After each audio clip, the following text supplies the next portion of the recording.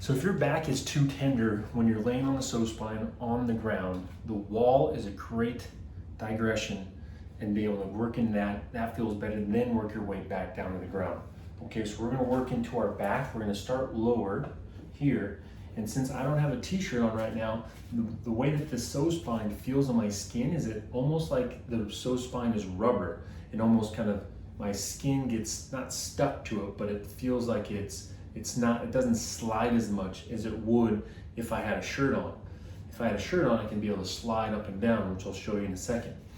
Now, all I'm doing is I'm just starting just right above my glutes here, and I'm just working side to side, all right? So I'm getting into here, I'm arching. If I need to change the pressure, I bring my feet further out, and then now I can push more into that PSO spine.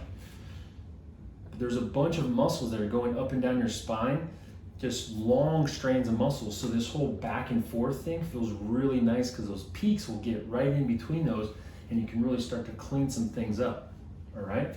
Now, the other thing too, make sure that the feet, they're clear, so it shouldn't mark up the wall, shouldn't have any issues. Just make sure that they're clean. Just clean the bottom of it so you don't have any markup.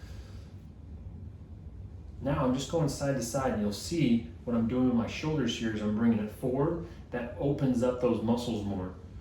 And then I can do this little side to side shimmy shake. And then same thing with my shoulders forward, I can do these little rocks on the PSO spine. And then I'm just searching. Now when I find an area that feels tender, right, this is where we're gonna stay on that area.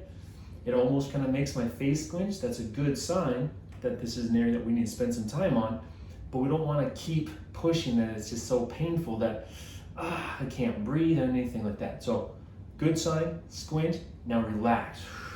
Now calm your body. Tell that muscle to calm them down. Now once you feel that area start to melt, discomfort lessens, we don't have to keep grinding into it. We can move to a new area. We can shift. So you're not really staying on one particular spot for a long time. You're just waiting for that area to slowly start to melt. Focus on breathing down here into your diaphragm, nice and big, deep breaths through your nose, out your nose, and relaxing your body. Okay? Now we might be on the same area for 30, 60, 90, 120 seconds, a couple of minutes, but we're not been on the same spot for that long. Okay, now I'm just slowly working my way up my back, and I'm just shifting, doing these little shimmy, up and down, up and down. Circles, find what works best for you. I can do some punches out like this. I can do some swimmers, right? Now movement's really important. This is where we're testing out, maybe this movement is what's causing that tightness, or vice versa, this movement's gonna help me release that tightness. Because when we press onto that muscle and then move, now that muscle's being compressed, but then now it's being forced to move, it can clean up a lot of gunk that's around that muscle.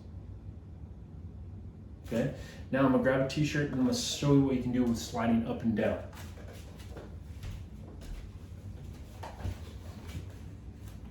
This feels really, really nice. It mimics that elbow. It's going up and down your back when you're laying on that massage table. So I'm just doing this little mini squat. And then now my feet are about 2 feet away from the wall. And then now I just slide down and then just slide up. Slide down and just slide up. Okay? So give that a try. Also try the chair. That one's really nice, especially when you're traveling or if you're at your office. Love this.